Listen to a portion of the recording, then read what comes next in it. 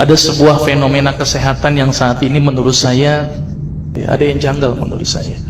Bapak perhatikan sekarang, dokter makin banyak, klinik makin banyak, rumah sakit apalagi. Seharusnya dokter semakin banyak, orang sehat harus gimana?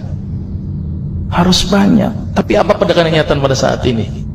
Dokter banyak, klinik banyak, rumah sakit banyak, orang sakit banyak. Ini yang salah siapa nih Pak? Dokternya atau pasiennya Pak? Karena saya dokter, saya salahin pasiennya. Ternyata pasien itu makhluk yang pasrah menurut saya. Semua yang diresepkan dokter ditelan itu tanpa mereka tahu apa ya obat yang mereka minum. Ini yang menurut saya cukup menggelitik. Ini ada apa di sini? Kenapa kok umat Islam sekarang ini berbeda dengan zaman Rasulullah pada waktu itu? Sampai ada seorang tabib praktek di Madinah selama kurang lebih 2 tahun itu nggak ada pasiennya. Kenapa kok berbeda sekarang dengan umat Islam zaman sekarang? Ini ada sesuatu yang salah menurut saya. Kita nggak usah jauh-jauh masalah kesehatan, masalah keseharian kita saja.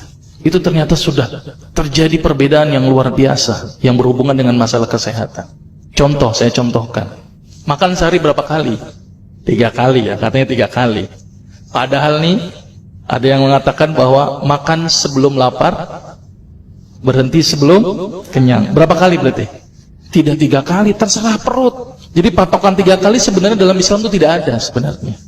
Ada sesuatu yang aneh.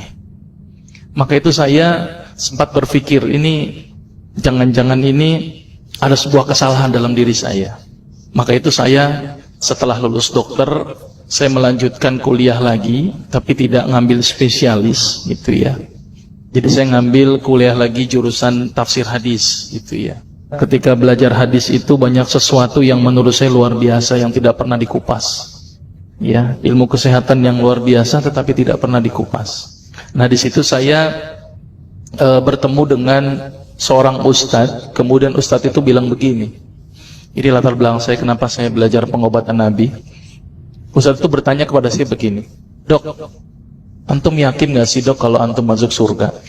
Saya jawabnya pada waktu itu apa?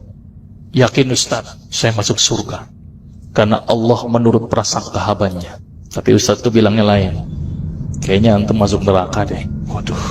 Dia memberikan data-datanya ke saya. Maka saya bersyukur kepada Ustadz tersebut ya. Dia ambil pada waktu itu, mohon maaf ya, saya menyebut merek, mohon maaf. Lihat dong, Lovenox, obat yang dipakai untuk mengencerkan darah. Biasanya diberikan pada penderita penyakit jantung, stroke dan gangguan bekuan darah. Di situ tertuliskan kata apa? Porsin origin. Ada yang tahu porsin? Porsin itu isinya Pak, babi Pak. Saya bilang, waduh, berarti dok kalau antum resepin porsin satu pasien, antum telan itu obatnya, kira-kira ibadah orang tersebut diterima nggak sama Allah? Siapa yang dipersalahkan nanti? Diambil obat yang kedua, Actrapid. Apa itu? Insulin. Tulisannya apa? Human insulin. Jadi diambil dari manusia yang telah meninggal, diambil pankreasnya, insulinnya, yang menderita penyakit kanker pankreas, dibuatlah obat. Berarti dokter sudah menyuntikkan manusia ke dalam manusia. Diambil obat namanya analsik. Apa itu analsik? Obat untuk pusing. Ini di kalangan dokter sering resepin ini. Isinya apa? Antalgin dan diazepam. Makanya kalau orang minum obat ini pasti ketagihan, saya yakin. Karena kenapa? Karena mengandung diazepam. Diazepam itu apa? Narkoba Pak. Maka itu cara nyari uang paling gampang, kasih aja resepin analsik, pasti balik lagi dia. Karena kenapa? Narkobanya bikin kecanduan. Diazepam, fatwa ulama bagaimana? Haram. Diambil lagi obat batuk, kodein. Maka itu kita minum obat batuk langsung hilang batuknya karena kodein. Kodein ini ternyata derivat dari narkoba.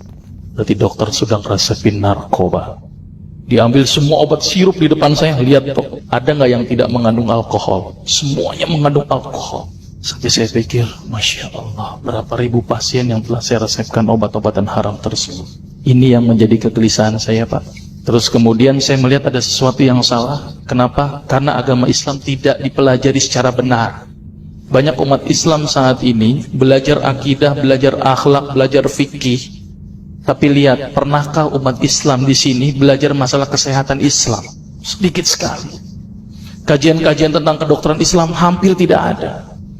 Makanya tidak heran sekarang umat Islam yang notabene hebat menurut saya katanya, tapi ternyata banyak yang sakit karena dilupakan aspeknya.